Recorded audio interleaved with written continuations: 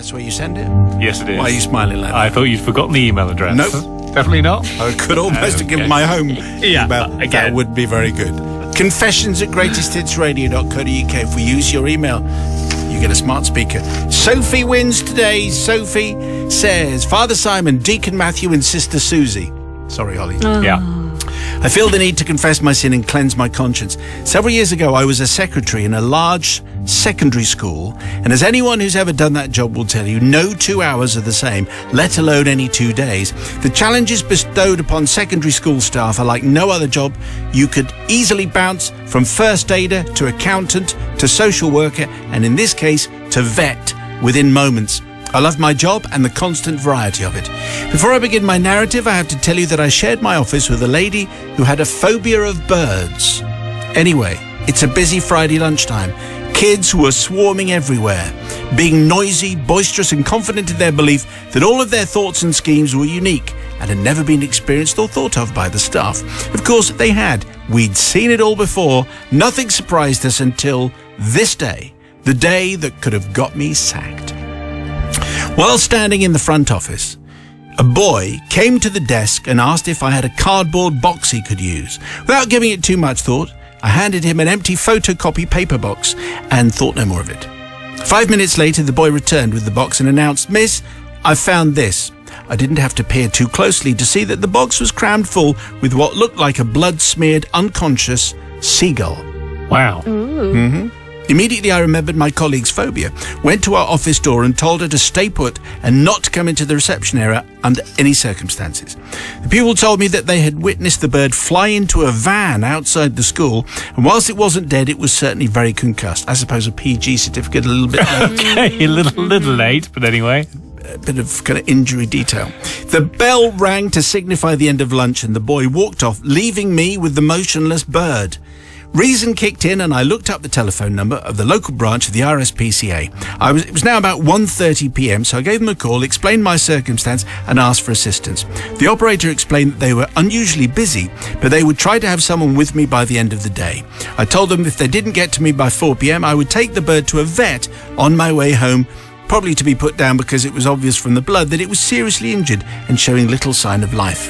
Mindful of my colleague's phobia, I decided that the safest place to keep the seagull was in the adjoining head teacher's office. The head was on a course all day, so the bird wouldn't be disturbed. I unlocked the office, placed the box on the floor, relocked the door, and went back to my brood of kids trying to fake illnesses or moaning about the dodgy vending machines stealing their bus fare, that kind of thing. The afternoon went quickly. To my relief, at 3 o'clock, the RSPCA guy came. I was really pleased to see him, mainly because I wasn't sure that the notoriously pedantic finance officer would actually process an expense claim for a veterinary euthanasia bird issue, which I had. Anyway, as I unlocked the door to the head teacher's office, I commented over my shoulder to the RSPCA officer, to be fair, it's probably dead now. It was in a proper state. And then I was met with a sight that will most likely revisit me on my deathbed. The seagull had miraculously made a comeback from the dead. Not since Bobby Ewing appeared from the shower in Dallas. Old TV. Yeah, great reference. In the 80s. Yeah. Was a re-emergence more unexpected. Its black, beady eyes met mine. This huge turkey-sized creature now stood on the corner of the head's desk. But it wasn't this astounding sight that took my breath away. You guessed it, probably. The whole office, desk, carpet, chairs, coffee table, phone, plants, blinds, you name it, was covered in seagull behaviour. It was like the worst plastering job you have ever seen. No. What a mess. The RSPCA officer roared with laughter. I couldn't understand it. How could this blood-covered creature pull off a Lazarus-style turnaround like this? The officer picked up the now empty box, excuse me, from the floor, and much to the seagull's delight, retrieved 2 ketchup-covered chips from the bottom of it. The red marks all over the bird were of Heinz origin and weren't blood at all. Then followed a frantic cleaning up of the office. Thankfully, the head didn't come back to school after his course that day, whilst I scrubbed and scoured away the seagull droppings. Unfortunately, the only thing I couldn't clean was some vital paperwork, school reports, I think, amongst them lying on the desk, and this is where I'd like to ask for forgiveness, for I feel I might have carried out one of the earliest cases of gaslighting on the following Monday, as I watched the head look everywhere for the missing documents, which I had thrown away. I'd like to think that a couple of Hail Marys and a decent-sized donation to the Roof Repair Fund might do the trick here, but I leave my confession in your loving hands. Her wise words there, Sophie. Let's see about the loving hands of Sister Susie/Holly. See, that was a bad start, calling me the wrong name, wasn't it? I just feel, why did you put it in the head's office? I thought that was a really odd choice. Well, the head wasn't there. Yeah, but the head's office, really? That's a risky move. Risky. And it didn't pay off at all. And also, the fact that you didn't say anything. You didn't say, say that, actually, there was this seagull, there was a bit of an incident or whatever, and just be honest. Just be honest. Honesty is the best policy with all of this stuff. And so that's why I'm not going to forgive. You and your honesty. Brother from another gutter. I mean, obviously, I would say forgiven here because, there's no point in telling the head because the head's only going to get angry. Why are you putting a seagull with bits of tomato ketchup into my office and then letting it do its business all over my blinds? So obviously don't own up to it. Quite right, I'm in your corner there. And I'm going to forgive, for a number of reasons. One, because very, very funny. But also, you could argue it was the head's fault for leaving the forms out. Yeah, I think we could all agree on that. And also Bobby Ewing reference. Good to get a bit of Dallas in. Overdue, I would say. So, yeah, for that reason, forgiven. Definitely forgiven, okay. Well, it's followed, usual form here in the studio. However, do you forgive Sophie, yes or no? The Pigeon Confession. Forgiveness, it's entirely down to you. 61054, first word is Simon. So tonight's confession came from Sophie, the school secretary. Careful with the equipment there, I will, Matthew. thank you. Sophie placed an injured, concussed seagull, this was at school, in the head teacher's office because she had a colleague who had a phobia of birds, only for the seagull to revive and recover and then cover every single surface with its calling card, the kind of thing that seagulls are very, very good at. Yes. Yeah. Anyway, that's tonight's confession. Is Sophie forgiven? Let's find out with the people's verdict. So Becky says, obviously forgiven. Having been a head's PA myself and working with chaotic secondary school pupils and teachers, I forgive this absolutely. Gaz says, forgiven. I live in Brighton. I have to say, seagulls here are absolutely ginormous. That must have been so scary. And finally, Jess says, forgiven. I feel sorry for Sophie on this one. She totally presumed that bird was dead. Cleaning off bird poop sounds horrible. That's the last thing you need to deal with at the end of a school day. Well, that's very true. School secretaries, we support you, salute you, and we would like your confession. Send to confessions@greatesthitsradio.co.uk. So it's confessions time. Oh, there you go. Finish. It fades and finishes. I don't quite see what the point of that is. Either fade or finish. What are you going to do? Don't fade and finish. Crazy. What's the world coming to? Anyway, it's a two-tone classic, and this is Greatest Hits Radio's confession time. Today's confession comes from Bradley. We are looking for Christmas confessions, by the way.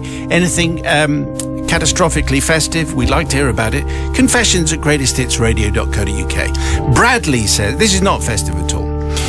Simon, Matt, Susie and the crew. Okay. Sorry. Oh, come on. Guys. Sorry. How long have I been here?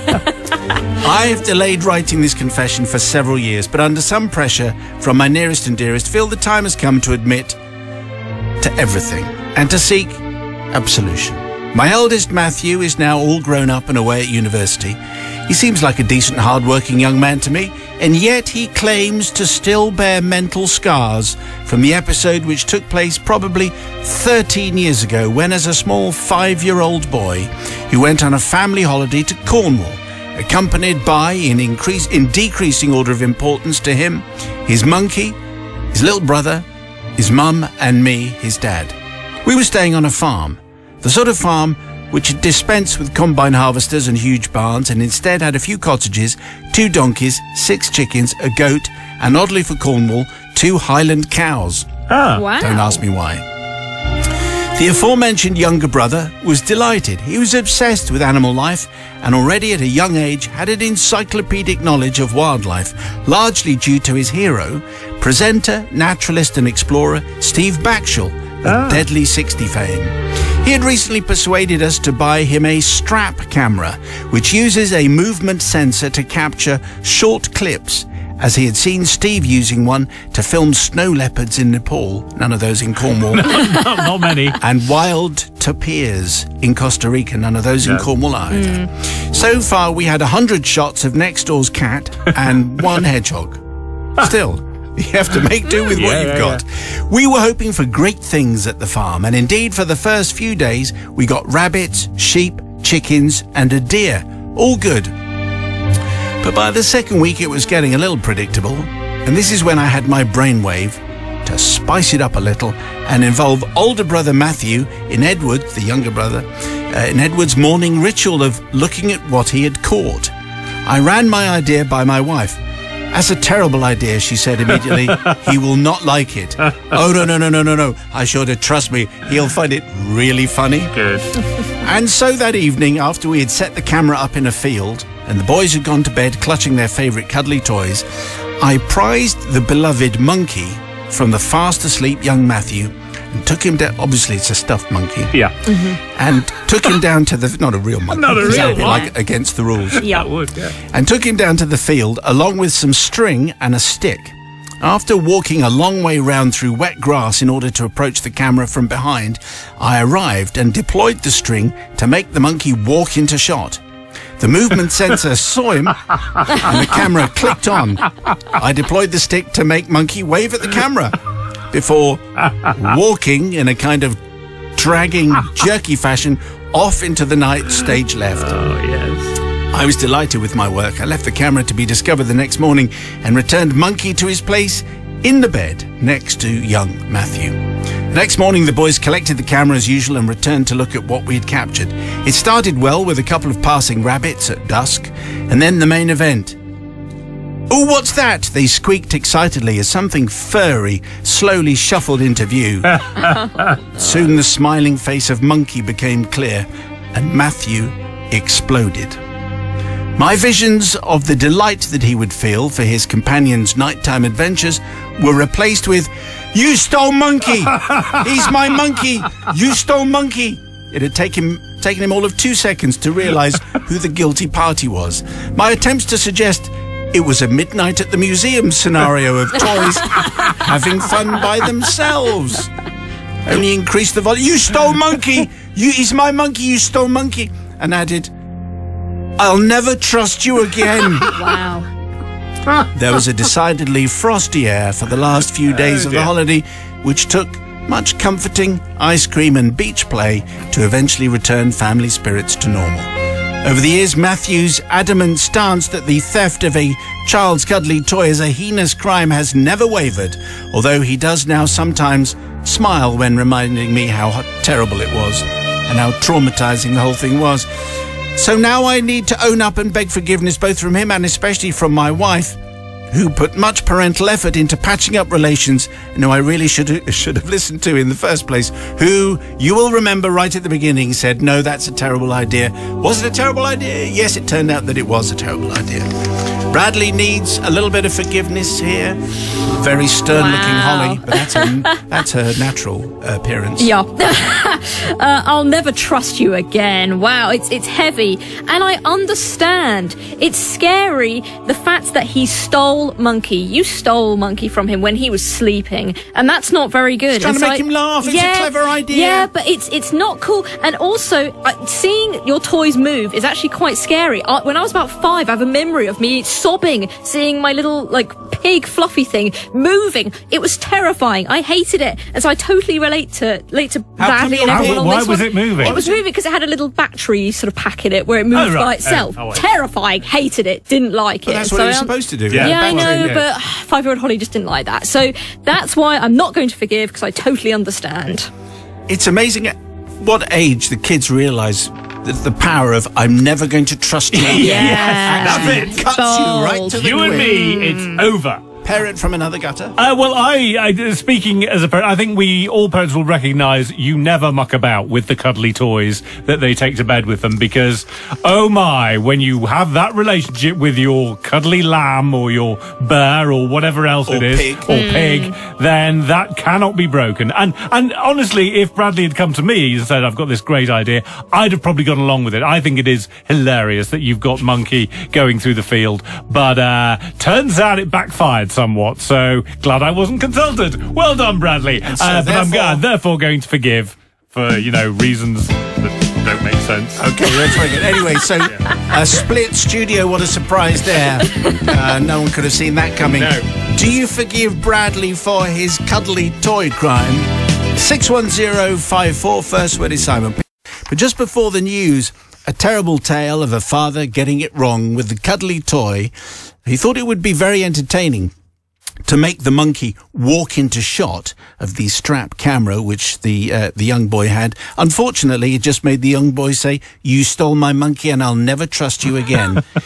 People's verdict, here it is. So Samantha in Harrogate says, not forgiven. As a parent, messing around with your child's prized cuddly is an absolute no-no. They just love them so much, it's not worth the tears and hassle. Jimmy, though, says, forgiven. Poor bloke thought the monkey moving on the camera would be a laugh. How was he to know that the child would react in such a way? But Albert in Croydon says, forgiven. I forgive because it was funny. At the time, it was just a simple case of monkey business that backfired. Well, if you have a tale inspired by that one or anything else you want to tell us, it's confessions@greatesthitsradio.co.uk. The confessions, by the way, you can always catch up by doing what, Holly? You can go to the Greatest Hits Radio app and you'll find Simon Mayo's Daily Confession podcast. There may be news on that in the next few weeks. Really? I can't say anything more at the moment. Matthew sends in today's tale. Thank you, Matthew. Father Simon and the Forgiveness Collective, come with me, if you will, as I lead you by the hand back to the mid to late 70s. And join me as I walk toward a school. The boys at which, for indeed it was only boys that attended this mono-gender establishment, all wearing blue blazers and matching caps, with the school motto, res non verba, which means deeds not words, emblazoned on the pocket and the front of the bunter-esque cap. Long trousers worn only by the senior boys, the masses in shorts, irrespective of weather conditions. Oh dear. Here's some context for you. I'm going to have to explain a little bit of this to Holly. Do you recall caps? They were essentially a long, thin, maybe 5mm wide strip of paper, along which a series of spots were embedded in the paper, each of the spots being a small amount of, well, I'm calling it gunpowder. It had many of the characteristics of gunpowder. It may have been chemically different. This was the 1970s. The purpose of caps was that they fitted universally into replica weapons. Yes, you heard right, these were different times. Yeah. So these are kind of harmless things that make a little kind of snappy sound when you hit the trigger of the gun. Yes. Fake gun. A toy gun, It's yes. a toy gun, that's Lovely. right. It's a cap gun, in fact. Uh-huh. Some boys had a rifle akin to that used by Roy Rogers, so that when we were playing Cowboys and Indians, Different times. we could get a good aim at the baddies by pulling the trigger. Others had a handgun-style weapon for playing cops and robbers.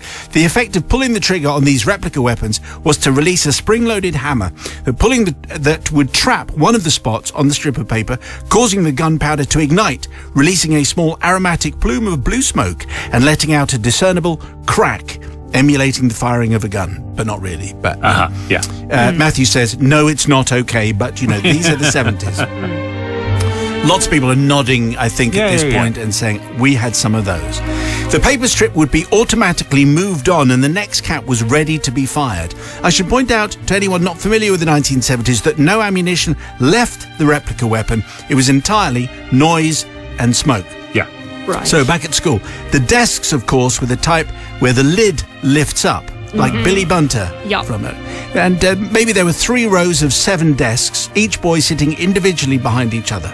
In what I think was French, with Monsieur Dupont, I was in the front desk of the middle row, and Monsieur Dupont liked to keep his eye on me. I was sitting minding my own business, no doubt conjugating a verb, when I discovered a roll of caps in my blazer pocket, and to my utter dismay, they had come out of the packet and entirely unravelled in my pocket. This was a catastrophe. They clearly needed rolling back up again into a neat roll.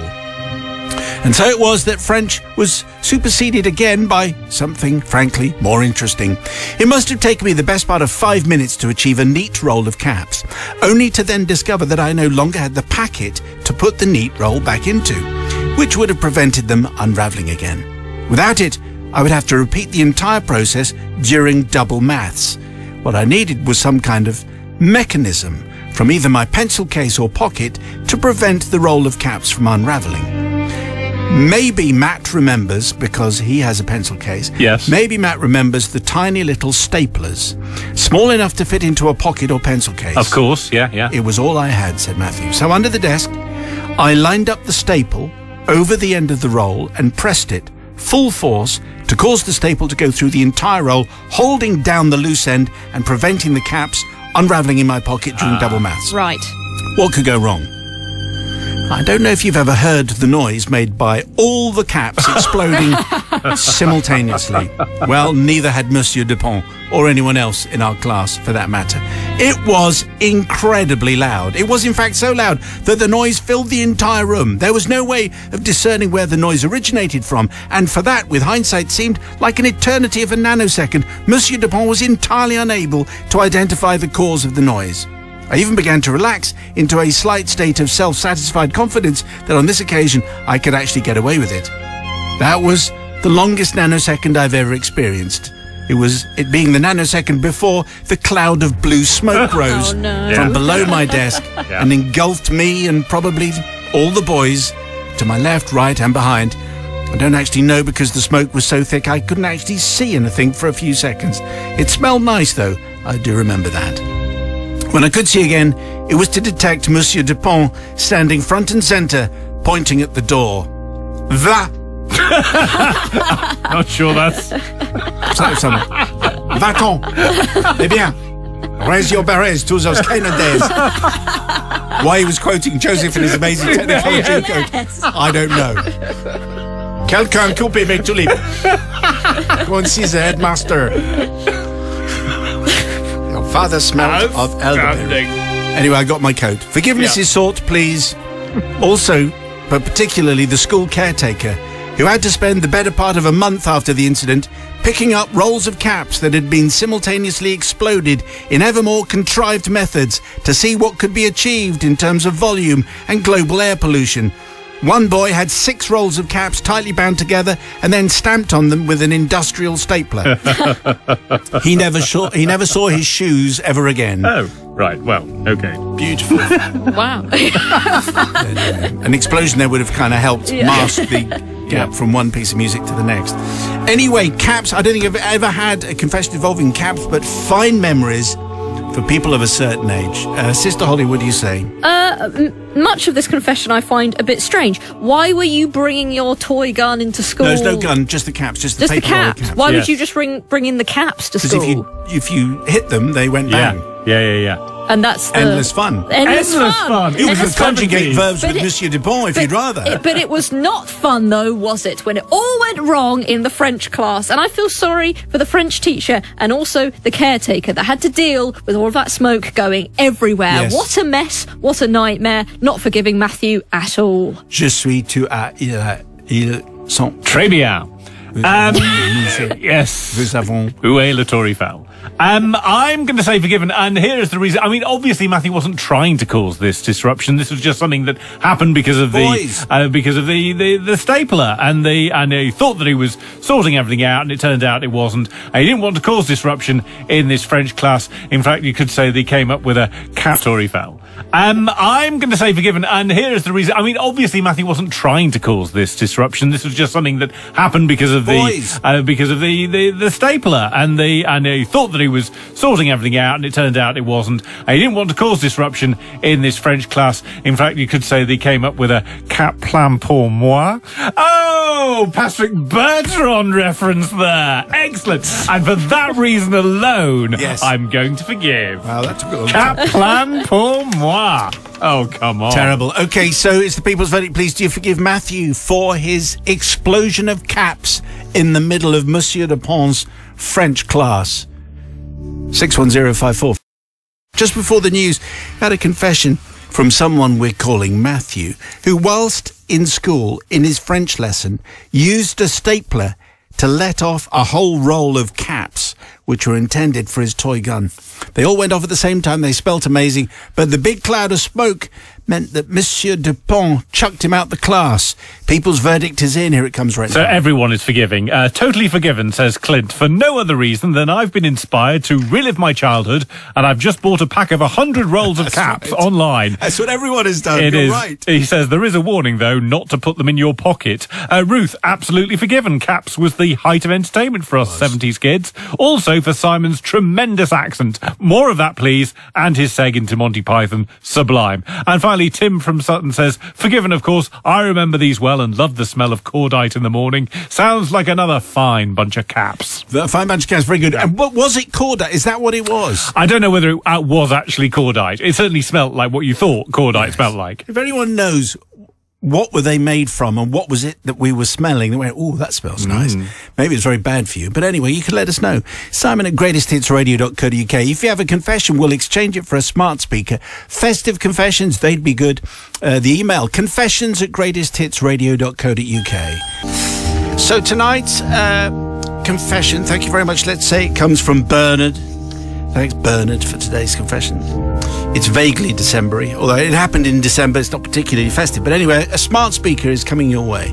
Father Simon and the Collective of Repentance, please forgive my sins. You see, around 9 p.m. on the evening of the 22nd of December last year, I had just returned from the final water polo match of 2022. Please don't say anything about it being cruel on horses. It was never funny. Very good. Where I unusually, and much to the surprise of my team, scored a goal. I ensconced myself on the living room sofa with a self-satisfied smile on my face and a steaming cup of decaffeinated coffee in my hand. To party. Ready to enjoy season 1 of the submarine drama Vigil. Oh, yeah. I was late to the party as usual. Season 2 is about to happen. Yeah. When my phone rang and the display told me it was one of my plumbing customers. I am a plumber. Yes. It actually turned out to be quite the emergency. A flexi hose under the lady's bath had let go, flooding the entire upstairs with scalding hot, high-pressure water, and then inundating the ground floor as the water cascaded through the ceiling, narrowly missing 2 parents and their 7-year-old daughter. The mum, justifiably upset by the event, was in tears as she recounted her sorry tale and asked me if I was able to come and help, which of course I was. Standing to my full height of 5'6", everyone's the same height at water polo, I heroically informed my wife, "Vigil will have to wait, my darling." She was full of cold and had generously shared with her the previous, which I had generously shared with her the previous week, and she answered something along the lines of, "That's okay, darling." Right. She couldn't really speak because of her cold. Yes, no, I know. Very It good. was good acting. Yeah.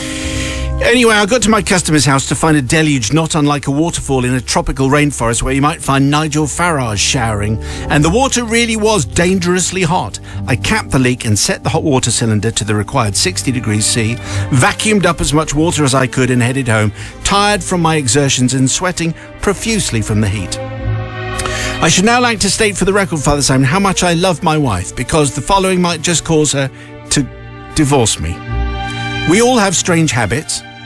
One of mine is to floss my own teeth with my toenail cuttings. What? Oh. My wife's, Ew. if they're available.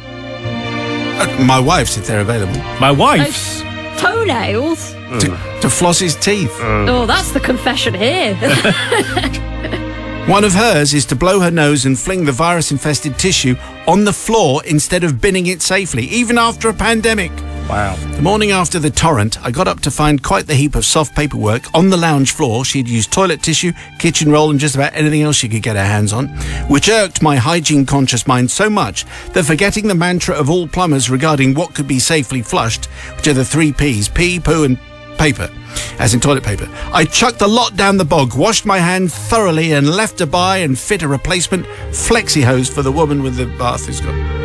Well, it turns out that it doesn't take long for the things to back up when 3 houses share a sewer pipe. Our house was closest to the sewer, and so a blockage at our end would cause something best left unmentioned to overflow in all 3 homes. Oh, no. Oh, dear. Just as I was finishing the job, a text came through from my wife asking me where my drain rods were because there was a bit of a problem with the toilets. I instantly knew 3 things. What had happened, that it was my fault, and that it was absolutely my responsibility to sort out the whole mess immediately. So I sat down with my customer and had a nice relaxing cup of tea and mince pies. Right. When I vaguely thought about leaving, I was told, you can't go yet because our daughter is making you a thank you card.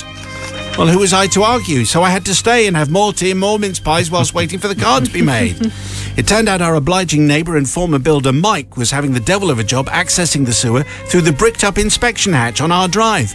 My wife told me that he also dropped a half brick into the sewer and had to retrieve it with his hand before clearing the blockage. Oh, dear. Something which had apparently, I suppose, PG certificate for this whole profession. Yeah. Got him into a right old tizzy. And what was I doing whilst Mike was struggling like this? I was enjoying some homemade artwork and sweet, sweet Christmas snacks. That's what I was doing. Thank you very much. As luck would have it, I pulled over and into the drive seconds after Mike had replaced the last brick in the inspection cover. I pretended to be out of breath and said, I got back as soon as I could. But the job was finished and everything was running smoothly once more. Mike was shivering from the cold and his clothes were wet and stinky, so I tried to give him some encouragement by saying things like, great job, mate, that kind of thing. We chatted about the unexpected nature of sewer blockages, and then he went home for a well-deserved shower. Father Simon, I wish to confess right here and right now to being too lazy to dispose of the wrong type of paper properly, and for the consequent ill effects it had on all my neighbours as they overflowed at Christmas time. Also, I didn't even get Mike something nice for Christmas, my neighbour who helped us out. Thanks for the forgiveness, Matt, but I'm not sure about everyone else. Particularly my wife, says Bernard, not his real name. I mean, he did a really good thing, although that is his job, I suppose. But then when his wife needed him, he was quite happy stuffing his fat face with mince pies and putting his feet up on someone else's couch. Sister Holly. Yeah, I don't really know what your excuse is, really, because you're the one who knows the rules about what you should flush down the loo. Yes. Like, if you didn't know, I'd kind of, like, you know, flushing kitchen roll down the loo, you might not know that you can't do that, but you know this. And so the fact you deliberately did this, it all went wrong. You couldn't be bothered to go back home and help everyone. And the fact you floss your teeth with a toenail altogether paints a real picture that I'm not going to forgive. He was sort of unforgiven right at that point. Yes, you yeah. floss your teeth with a toenail. That's bad. No. I've never heard anything like that. Yeah, in a case, if you were the solicitor, you'd be going, don't mention the bit about the flossing with your wife's toenails. It's going to turn the jury against you, I think. I'm going to forgive because he was out on a job. He was out. What was he supposed to do? Just come home because things are happening at home with his drain rods? Yes. He was out on a job. Now it turns out that he'd been having the mince pies and the card made for him. But he was on the clock. He was doing the job, and he can't just come back because there are problems at home when Mike has got everything in hand, including the brick from the sewer. So I think definitely forgiven. It's all fine. He was on a job. Do you think? Yes, definitely. Hanging around at a customer's? Yes. Beyond? Though we do need to talk about the wife's toenails being used for flossing. That's not on. Yeah. Oh dear. Anyways, the people's verdict, please, on Bernard. Do you forgive? Yes or no? It's the people's verdict. 61054. First word is silent. However, first of all, before the news, we heard from plumber Bernard, who was helping out at a Christmas emergency. But because of his wife's cold, he bunged up all the tissues and all the other paper, chucked it in the loo, causing an overflow in 3 other houses. Thanks very much, plumber Bernard. A neighbour helped, but Bernard was eating mince pies and being la-di-da fancy Dan at his customer's house. Yeah. What's going on there? Anyway, the people's verdict is in. Here it comes. Forgiven, says Mark, your friendly sewer man. I must admit that confession was absolutely amazing. I haven't laughed so much in a long time. Forgiven, says Tom in Edinburgh. What was Bernard to do? The customer was giving him tea, mince pies, and even making a handmade card. He tried his best and turned up to help out at home in the end. But Shona in Walton-on-Thames says, nope, no forgiveness here. As Sister Holly says, he has no excuse. He flushed things down the toilet that he shouldn't have, and He flosses with toenails. Good grief. Is there anyone else who does that? No, I mean, it's not let's hope really not. the nicest thing. No. I'm sure this is not repeated anywhere. So if you have a tale for us, send it, please. Confessions@greatesthitsradio.co.uk. If we use it, you get a smart speaker.